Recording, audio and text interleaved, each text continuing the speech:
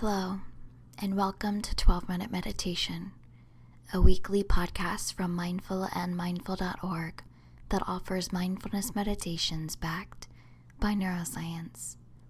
If you've been practicing, you know that 12 minutes of meditation a day can yield benefits like increased attention, focus, creativity, calm, resilience, and compassion. The latest scientific research supports this knowledge. So, on this podcast, we invite you to do your 12-minute practice with guided meditations from today's leading mindfulness experts. There's a new practice each week and a new way to experience some of those benefits day to day. I'm Chelsea Arsenal, Director of Advertising at mindful.org. And this week, Elaine Smookler invites us to explore a meditation for Navigating Grief Anniversaries, a practice that gently supports us in honoring and processing our feelings during these tender times. Grief anniversaries often bring a resurgence of emotions and memories, some of which can be painful and difficult to manage. This meditation creates a compassionate space where you can acknowledge these feelings without judgment, fostering a sense of acceptance and self-compassion. During this practice, you'll be guided to visualize your thoughts and emotions as waves on the ocean, allowing them to rise and fall naturally. This imagery helps you to observe your feelings without becoming overwhelmed by them. Elaine encourages you to treat yourself with the same kindness and understanding you would offer a dear friend, promoting a deep sense of self-compassion. Expect to find a sense of release as you let go of guilt, regrets, and self-criticism. This meditation emphasizes that grief is a natural and essential part of life's journey, and it's okay to feel what you feel. By embracing your emotions with compassion, you can find moments of peace and healing.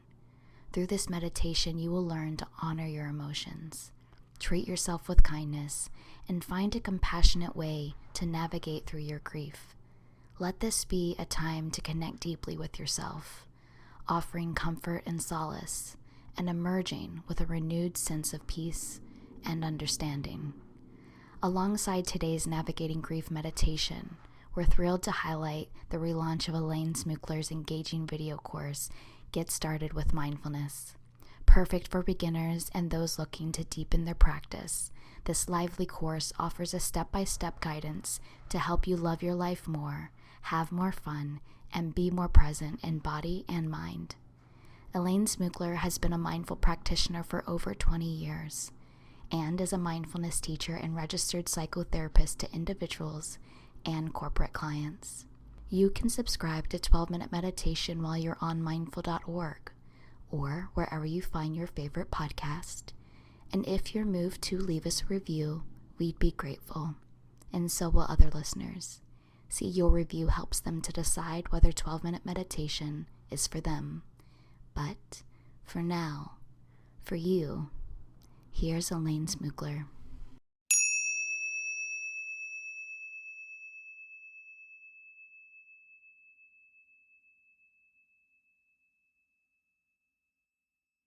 It's coming around again.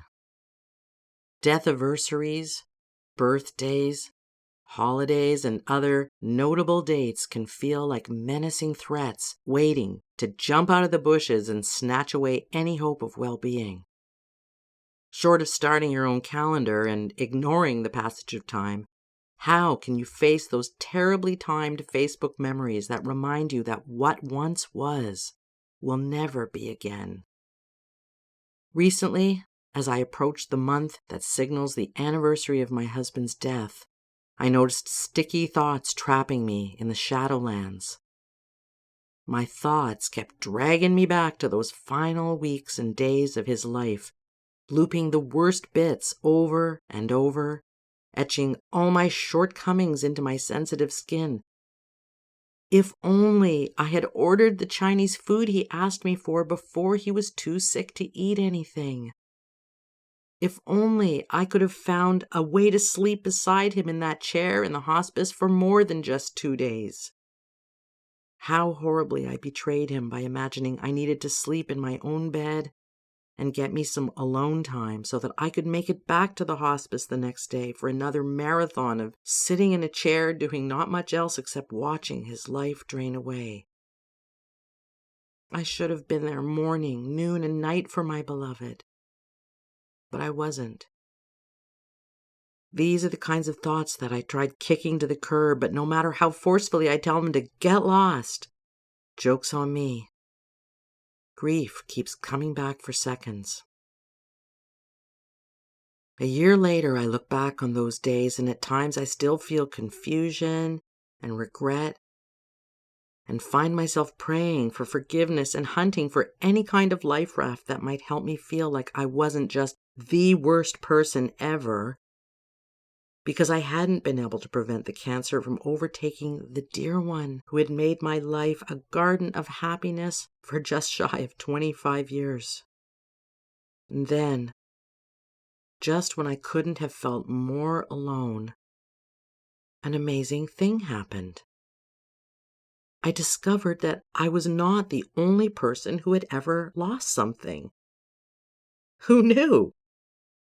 In fact, the more people I talked to, the more obvious it became that the Mourners Club was much bigger than I ever imagined. Loss of pets, parents, partners, possibilities. Grief was freaking everywhere. There was so many secret souls marking off dates that brought memories of pain.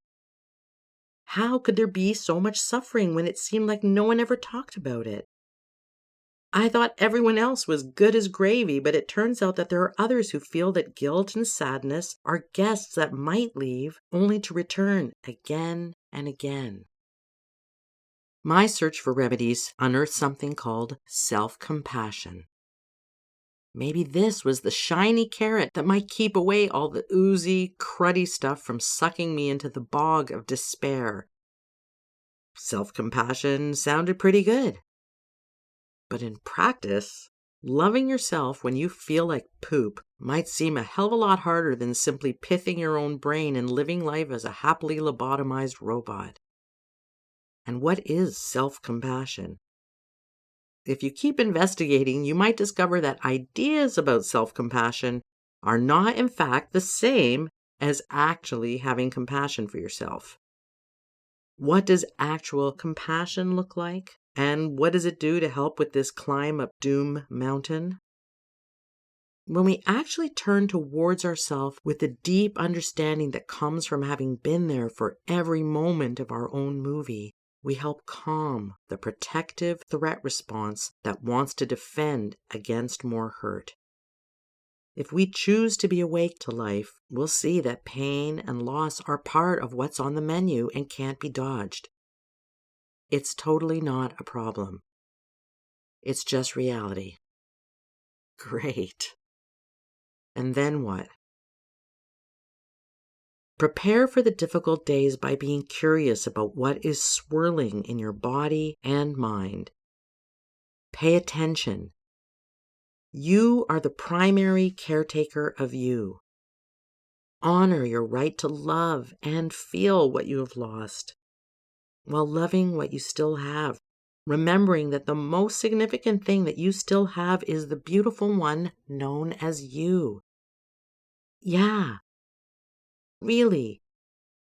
We engage self-compassion to bring some ease to the nervous system.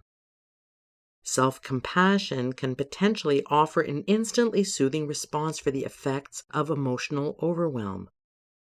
Self-compassion offers intentional thinking to help settle the whirling mind that might be helplessly trapped in a story focused on the negative. It's okay to feel sad. It's going to happen even if you don't feel it's okay. But if you want to suffer a little bit less, you can challenge the mental mayhem and focus on being here now. You can remind yourself that every second of your life there is always another dazzling new experience just waiting for you to look up as soon as you can, offering you a fresh start every moment. Try these tips when grief makes you feel like dog vomit. Number 1. Ground control to Major Tom. Make contact with yourself. It's kind of scary feeling all alone in suffering. Notice how it feels if you can offer yourself some real old-timey kindness, which might include saying to yourself, "Hey, buddy, this hurts like a son of a bee. It's okay. I gotcha." What do you notice if you outrageously remind yourself that this is really hard? It's not your imagination. What happens if you cut yourself some slack? Number 2, Chemistry 101. We are not only made of Funyuns. Beyond those deliciously onion-flavored rings, or maybe because of them, you are ruled by chemistry. When you offer yourself affectionate physical touch, your body barks like a happy puppy. Go ahead, give yourself a little lovin' to help release the ooey gooey goodness of oxytocin, sometimes known as the bonding chemical. You can do this by giving yourself a self-hug or an arm squeeze. You can place a comforting hand on your upper chest or cradle your face. Do some experimenting and see if making a positive physical connection with yourself helps you feel a little less like you want to jump out of your own skin. Trying this out can be especially good when you're pretty sure that nobody loves you no more.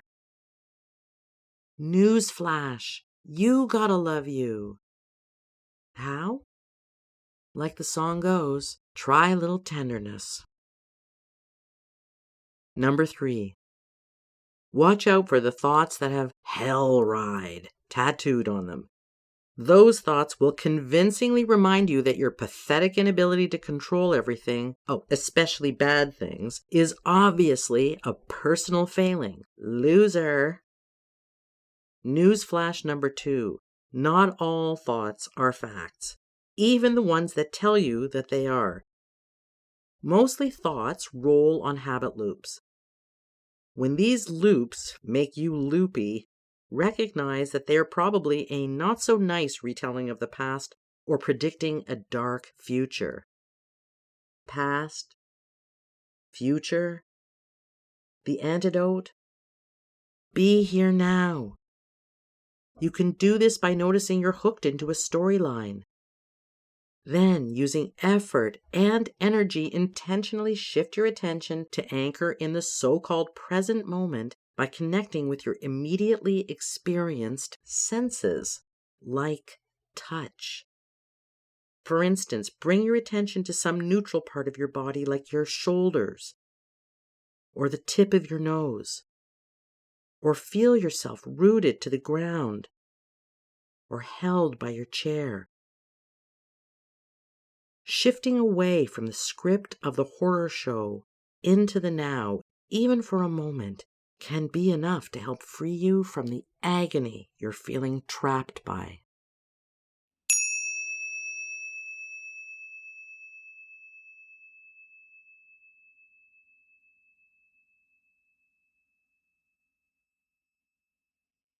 Thank you for joining us for this episode, a 12-minute meditation from Mindful and mindful.org.